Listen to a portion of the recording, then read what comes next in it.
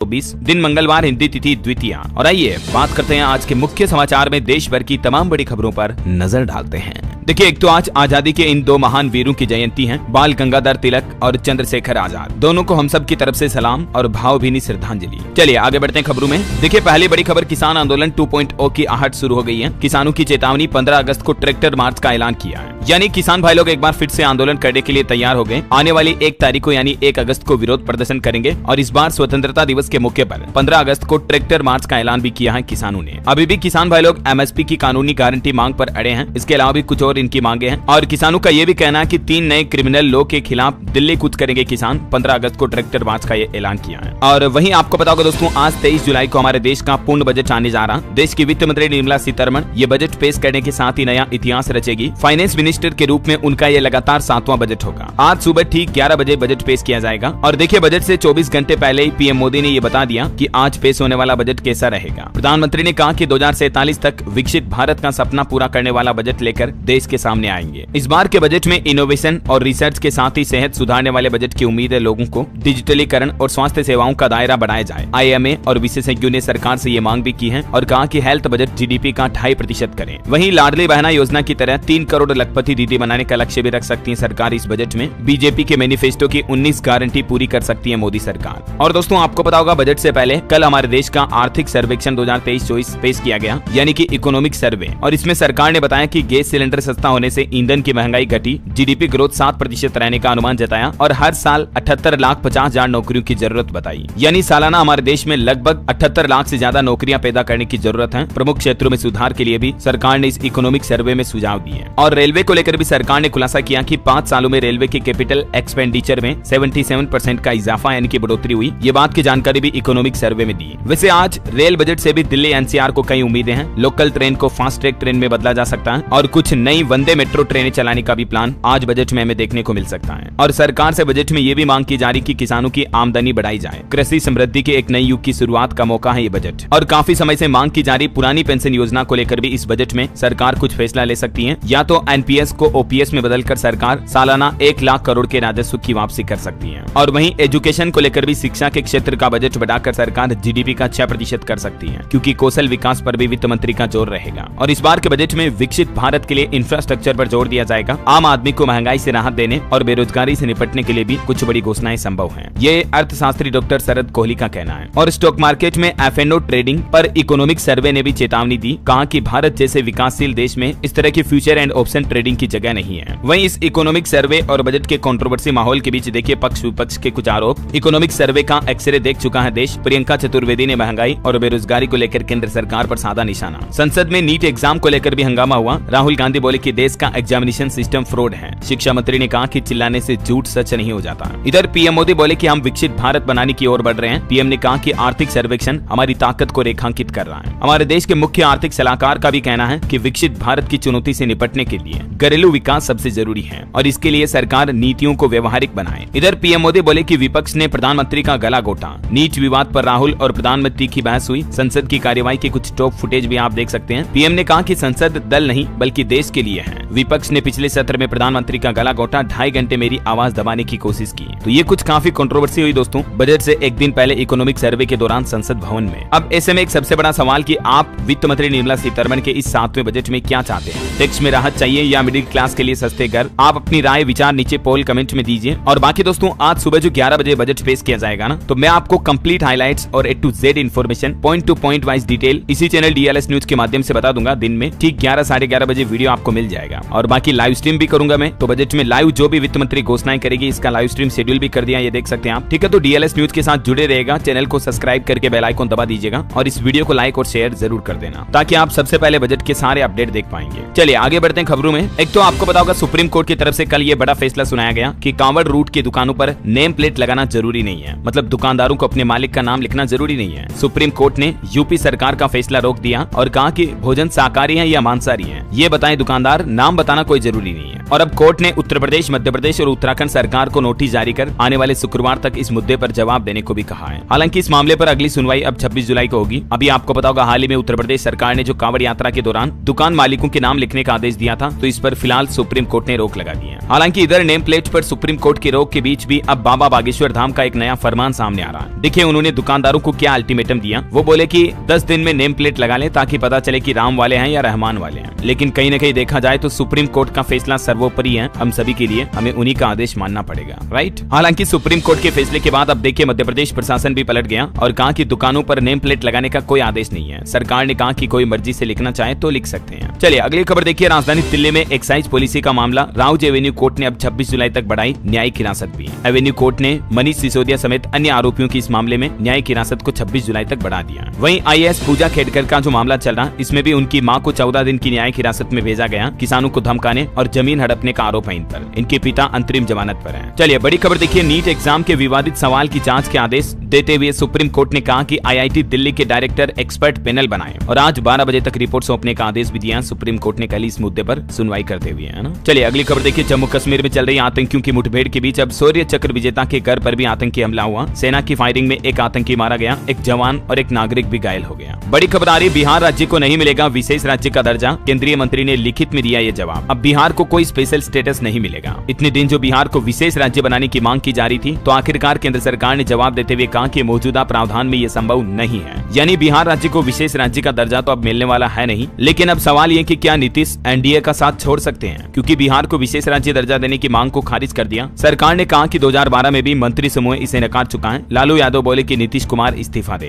हालांकि बिहार वासियों के लिए एक अच्छी खबर देखिए, बिहार में भी पेपर लीक पर अब 10 साल तक की जेल की सजा होगी और 1 करोड़ का जुर्माना लगेगा। बिहार सरकार की तरफ से भी ये नया कानून तैयार कर लिया है, केंद्र सरकार की ही तरह। अब इसे विधानसभा में पेश किया जाएगा। चलिए खबर देखिए, बांग्लादेश में हिंसा के बीच सीमा पर BSF के जवान सतर्क हुए और ऑपरेशन अलर्ट चालू कर दिया है। घुसपैठ रोकने की तैयारी की जा रही है। आपको पता होगा कुछ दिनों से बांग्लादेश में आरक्षण के चलते काफी हिंसा का माहौल बना हुआ। तो अभी बांग्लादेश में पढ़ रहे तकरीबन 4,500 से ज्यादा भारतीय छात्र भी हमारे भारत स्वदेश वापस लौट चुके हैं। कुछ नेपाल, भूटान और मालदीव के छात्र भी भारत पहुंचे इस हिंसा के माहौल के बीच। चलिए अगला अपडेट देखिए दोस्तों, कल से ही सावन की शुरुआत हो चुकी है और कल जो सावन का पहला सोमवार था, इस मौके पर देखिए कुछ अलग अलग तस्वीरें। मध्य प्रदेश उज्जैन में महाकाल की सवारी निकली, 2 लाख से ज्यादा भक्तों ने दर्शन किए। उत्तर प्रदेश वाराणसी में मुस्लिमों ने भी कांवड़ियों पर फूल बरसाए। हिंदू मुस्लिम भाईचारा की अनोखी झलक देखने को मिली। कुछ यूं मनाया गया सावन का पहला सोमवार। यूपी में योगी आदित्यनाथ ने काशी विश्वनाथ धाम में जलाभिषेक किया, लिफाफा भी चढ़ाया, पूजा अर्चना की, देख सकते हैं आप तस्वीरें। और गले में नरमुंड, हाथ में त्रिशूल लेकर पहुंचा एक भक्त। मुस्लिमों ने यहाँ भी कांवड़ियों पर फूल बरसाए। और ये देखिए जरा, हरियाणा के 200 साल पुराने मंदिर में श्रद्धालुओं की भीड़। सावन के पहले सोमवार पर जलाभिषेक किया। पंजाब, चंडीगढ़ और हिमाचल प्रदेश में भी भक्तों की लाइनें लगी। हरियाणा के नूह में कर्फ्यू जैसे हालात के बीच निकली ब्रजमंडल यात्रा। साधु संतों के काफिले में मौजूद रही पुलिस की गाड़ियां भी 4 घंटे में ये यात्रा पूरी हुई और इंटरनेट भी अब वापस चालू हो चुका है। चलिए अगली खबर देखिए, संसद सत्र को लेकर विपक्षी गठबंधन इंडिया की अहम बैठक होगी आज। केंद्र सरकार को घेरने की रणनीति बनेगी। बजट की घोषणा के साथ ही विपक्ष ने ये प्लान भी बनाया है। और वहीं देखिए बड़ी खबर आ रही दोस्तों, चांदीपुरा के बाद अब निपाह वायरस का अलर्ट जारी हुआ। राजस्थान में केरल से आने वाले यात्रियों पर निगरानी के निर्देश जारी किए गए। आपको पता होगा बीते कुछ दिनों से राजस्थान में चांदीपुरा वायरस ने पूरे प्रदेश में हड़कंप सा मचा रखा है। और अभी जो केरल में निपाह वायरस के चलते एक मरीज की जान चली गई, उसके बाद पूरे देश में सरकार ने सतर्कता बढ़ा दी है और अब राजस्थान में भी इसको लेकर अलर्ट जारी हो गया है। सरकार ने कहा कि केरल से कोई भी अगर राजस्थान में आता है तो उसकी जांच की जाए, क्योंकि कोरोना से भी खतरनाक है ये निपाह वायरस। तो इस तरह से कोरोना के बाद अब निपाह वायरस ने टेंशन बढ़ा दी है स्वास्थ्य विभाग की। और वो जो कल केरल में एक मृतक था, उसके संपर्क में आए तकरीबन 350 लोगों में भी संक्रमण का खतरा है, उन सभी को आइसोलेट किया गया। इधर गुजरात में भी चांदीपुरा वायरस का कहर थम नहीं रहा। 13 और नए मामले सामने आए और 5 बच्चों की और जान चली गई। अब तक टोटल 32 बच्चों ने जान गंवाई इस चांदीपुरा वायरस के चलते। और अब गुजरात के पड़ोसी राज्य राजस्थान और मध्य प्रदेश सरकारों ने भी स्वास्थ्य विभाग ने सतर्कता बरतनी शुरू कर दी है। चलिए अगला अपडेट देखिए दोस्तों, RSS की गतिविधियों में भाग ले सकेंगे सरकारी कर्मचारी। 1966 में लगे इस बैन को केंद्र सरकार ने अब हटा दिया है। रमेश बोले कि नौकरशाही निक्कर में भी आ सकती है। कुल मिलाकर अब जो सरकारी नौकरी करने वाले गवर्नमेंट एम्प्लॉयज हैं, वो भी RSS शाखा पर जा सकते हैं। बीजेपी नेता बोले कि भयभीत होकर कांग्रेस ने इस पर प्रतिबंध लगाया था, लेकिन अब आखिरकार सरकार ने इस पर लगे बैन को हटा दिया है ना। चलिए मोबाइल फोन लॉन्चिंग पर खबर है। Nothing phone 2A plus smartphone 31 जुलाई को लॉन्च होगा। इसमें आपको 6.5 इंच से बड़ी डिस्प्ले मिलेगी, 50 मेगापिक्सल कैमरा, अनुमानित कीमत 30,000 तक हो सकती है। चलिए खबर है, IOC ने लिया बड़ा फैसला।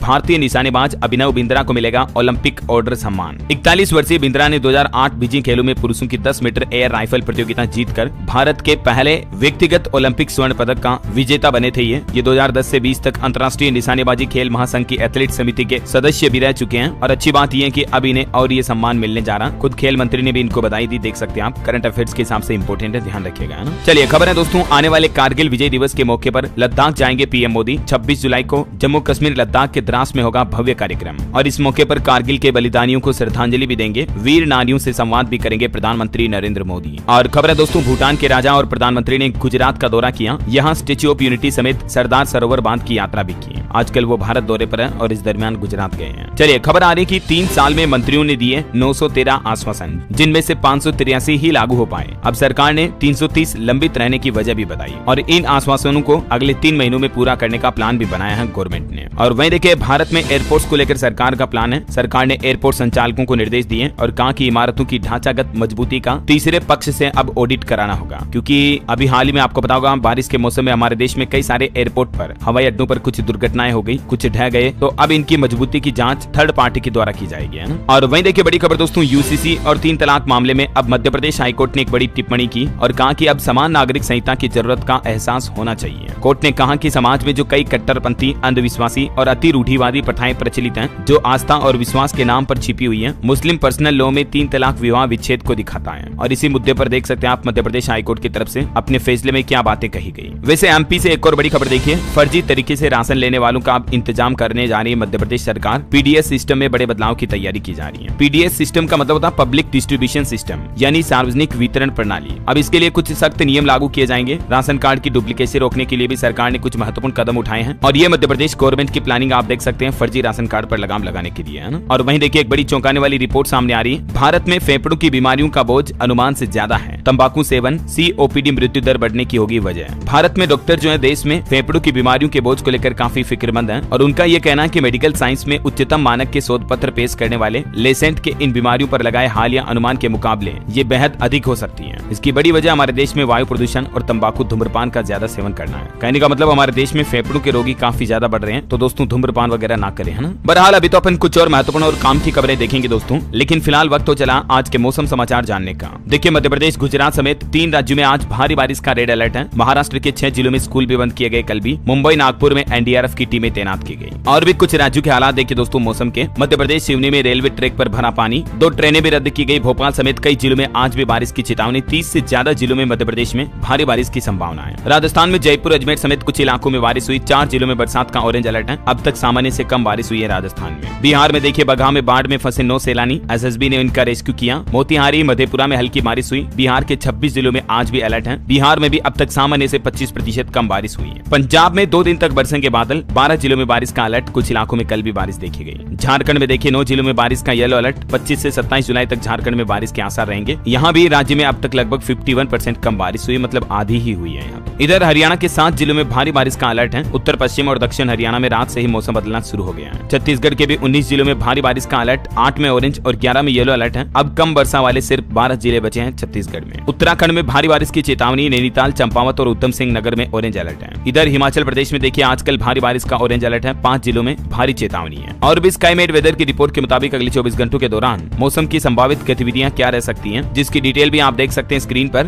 है ना। और चलिए दोस्तों अब अपन आज के सराफा बाजार पर नजर डाल लेते हैं। तो देखिए आज के सोना चांदी के भाव। गोल्ड 234 रुपए गिरकर 73,000 पर पहुंचा, जबकि चांदी भी 655 रुपए टूटकर 88,328 रुपए प्रति किलोग्राम पर आ गई है। और मार्केट का भी हालात देखिए। सेंसेक्स 102 अंक की गिरावट के साथ 80,502 पर बंद हुआ। निफ्टी भी 21 अंक गिरा। विप्रो के शेयर में लगभग 9.5% तक की गिरावट देखी गई, क्योंकि विप्रो कंपनी की रेवेन्यू में गिरावट आई, नतीजे आए थे, तो उसके बाद स्टॉक में इतनी बड़ी गिरावट आई। आईडीबीआई बैंक का पहली तिमाही में मुनाफा 40% बढ़ा। हालांकि बैंक की आय 3% घटकर 7,471 करोड़ रही। और इधर देखिए आप कमजोर नतीजों के बाद रिलायंस कंपनी का शेयर भी 3.5% तक गिरा, क्योंकि कंपनी के नतीजों में मुनाफा कम रहा 5.5% के लगभग। चलिए दोस्तों मार्केट के बाद आगे बढ़ते हैं खबरों में। देखिए बड़ी खबर, हिमाचल प्रदेश पुलिस कांस्टेबल भर्ती में अब अधिकतम आयु सीमा में 1 साल की छूट मिलेगी। अधिसूचना भी जारी हो चुकी है। हिमाचल पुलिस भर्ती में शामिल होने का सपना देख रहे युवाओं के लिए खुशखबरी है। जल्दी 1226 पदों पर वैकेंसी आने वाली है, जिसमें आयु सीमा में भी 1 साल की छूट मिलेगी। अब न्यू एज लिमिट क्या होगी, जिसकी डिटेल आप देख सकते हैं। चलिए खबर है, असम में केश फॉर जॉब केस में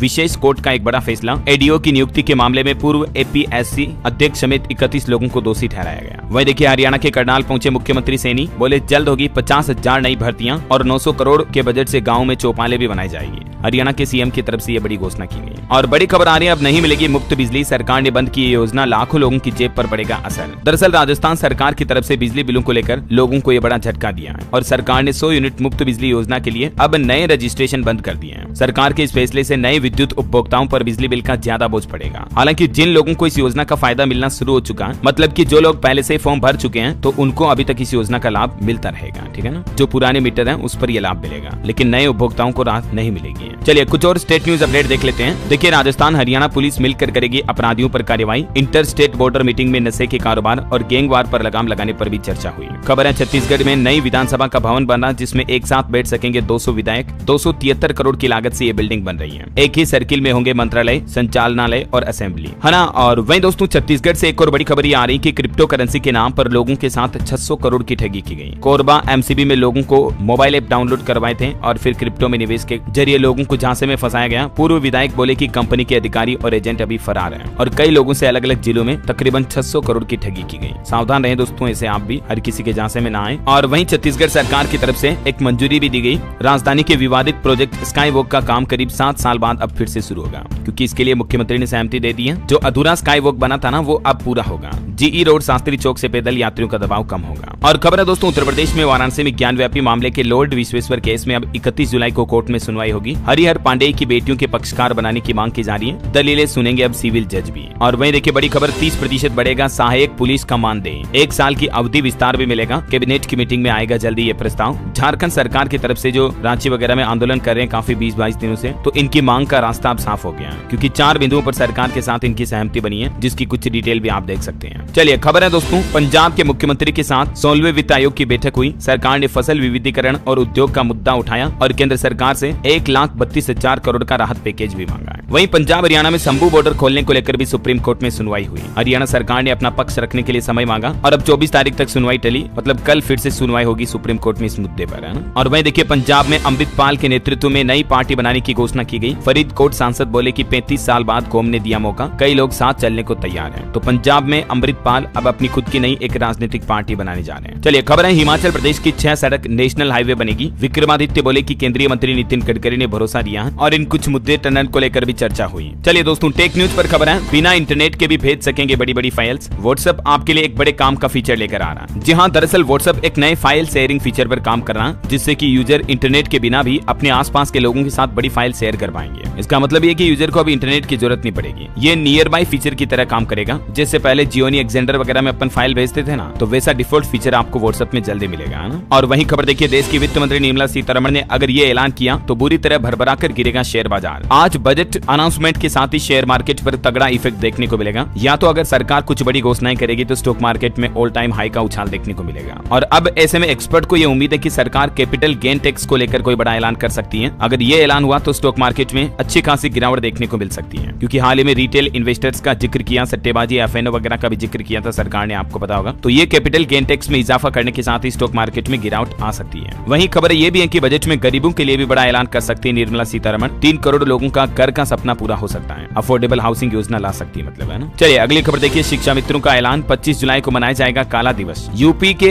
यानी उत्तर प्रदेश के चांदोल जिले में शिक्षकों की तरफ से ये काला दिवस मनाने का यह प्लान बनाया गया, क्योंकि सरकार के कुछ फैसलों का विरोध कर रहे हैं शिक्षक। हालांकि उत्तर प्रदेश में संविदा कर्मियों के लिए एक बड़ी खुशखबरी आई है। यूपी सरकार अब समायोजन करेगी, जिससे उनकी नौकरी बच जाएगी। कोरोना महामारी के समय सरकारी अस्पतालों में जो लैब टेक्नीशियन स्टाफ थे, नर्स व नॉन मेडिकल साइंटिस्ट इत्यादि पदों पर संविदा पर भर्ती कर्मचारियों के लिए ये राहत की खबर है, क्योंकि प्रदेश के उप मुख्यमंत्री ब्रजेश पाठक की तरफ से इनके समायोजन का आश्वासन दिया गया। अभी सैकड़ों की संख्या में ये संविदा कर्मचारी भी मांग कर रहे हैं, तो जल्दी इनके लिए सरकार कुछ न कुछ अच्छा ऐलान कर सकती है। इससे इनकी नौकरी नहीं जाएगी, इन्हें नौकरी से नहीं निकाला जाएगा, मतलब, है ना। चलिए खबर देखिए, सरकार ने आंकड़ा जारी किया। नो फ्लाई लिस्ट में शामिल हुए 51 यात्री। केंद्र सरकार ने कहा कि मई तक रद्द हुई 7,000 से ज्यादा उड़ानें। और वही खबर है दोस्तों, राजस्थान के सभी गाँव के लिए बड़ी अच्छी खुशखबरी है। सरकार ने पटवारियों को लेकर आदेश जारी किया और कहा कि अब पटवारियों को उसी गाँव में रहना होगा जहाँ उसकी ड्यूटी निश्चित होगी। अगर मुख्यालय छोड़ना पड़ता है तो पटवारियों को पहले कलेक्टर से परमिशन लेनी पड़ेगी। ये देख सकते हैं आप राजस्थान की भजनलाल सरकार का नया आदेश भी। और वहीं देखिए, मध्य प्रदेश सरकार की एक बड़ी योजना, आवारा जानवरों से निपटने के लिए ये नया प्लान बनाया है। 150 करोड़ का प्रोजेक्ट है। दरअसल मध्य प्रदेश में अब पशुपालन विभाग प्रदेश में 10 गोवंश वन्य विहार बना रहा है और इसके लिए सरकार को 150 करोड़ की जरूरत भी है। हर विहार पर लगभग 15 करोड़ की लागत आएगी और एमपी सरकार ने इसके लिए केंद्र सरकार से मदद भी मांगी है। तो ये जो वन्य विहार होंगे, जैसे अभ्यारण्य वगैरह होते हैं, उनमें जंगली जीव रहते हैं, तो ये वन्य विहार में आवारा जानवर, मवेशी, गाय वगैरह ऐसे जीव जंतु रहेंगे, है ना। और चलिए दोस्तों, अब अपन कुछ एजुकेशनल खबरें देख लेते हैं। देखिए सरकारी नौकरी वगैरह पर अपडेट है। IBPS में 6128 पदों पर भर्ती के लिए आवेदन की तारीख बढ़ चुकी है। अब आप 28 जुलाई तक अप्लाई कर पाएंगे। वहीं झारखंड शिक्षक पात्रता परीक्षा का नोटिफिकेशन भी जारी हुआ। 23 जुलाई से आवेदन शुरू होंगे, मतलब कल से ही। रिजर्व कैटेगरी को फीस में भी छूट मिलेगी और लास्ट डेट इसकी रहेगी 22 अगस्त 2024। उत्तराखंड में भी लेक्चरर समेत 526 पदों पर भर्ती निकली। 23 तारीख से यहाँ भी अप्लाई शुरू हो जाएंगे फॉर्म भरना। मतलब इस ऑफिशियल पोर्टल के जरिए आप ऑनलाइन अप्लाई कर सकते हैं और इसकी लास्ट डेट रहेगी 12 अगस्त 2024। वहीं अग्निवीरों के 10% आरक्षण पर भी सवाल उठाए जा रहे हैं। 15 साल के ट्रेंड जवान को जॉब नहीं तो 4 साल के अग्निवीर को कैसे मिलेगी नौकरी। लोकसभा चुनाव के बाद अब संसद के विशेष सत्र में नेता प्रतिपक्ष राहुल गांधी ने ये अग्निवीरों का मुद्दा उठाया है। चलिए खबर देखिए। आप पूरे देश के स्कूली छात्र पढ़ेंगे पौराणिक नदी सरस्वती का पाठ। हड़प्पा सभ्यता की जानकारी भी मिलेगी। हरियाणा के बाद अब पूरे देश के स्कूली बच्चों के पाठ्यक्रम में ये नया टॉपिक जोड़ा जाएगा, है ना। और वही खबर है CTET की प्रोविजनल आंसर की भी इसी सप्ताह जारी होने की उम्मीद है। चलिए अंतर्राष्ट्रीय न्यूज पर बड़ी खबर देखिए। गाजा में इजराइल ने जारी किया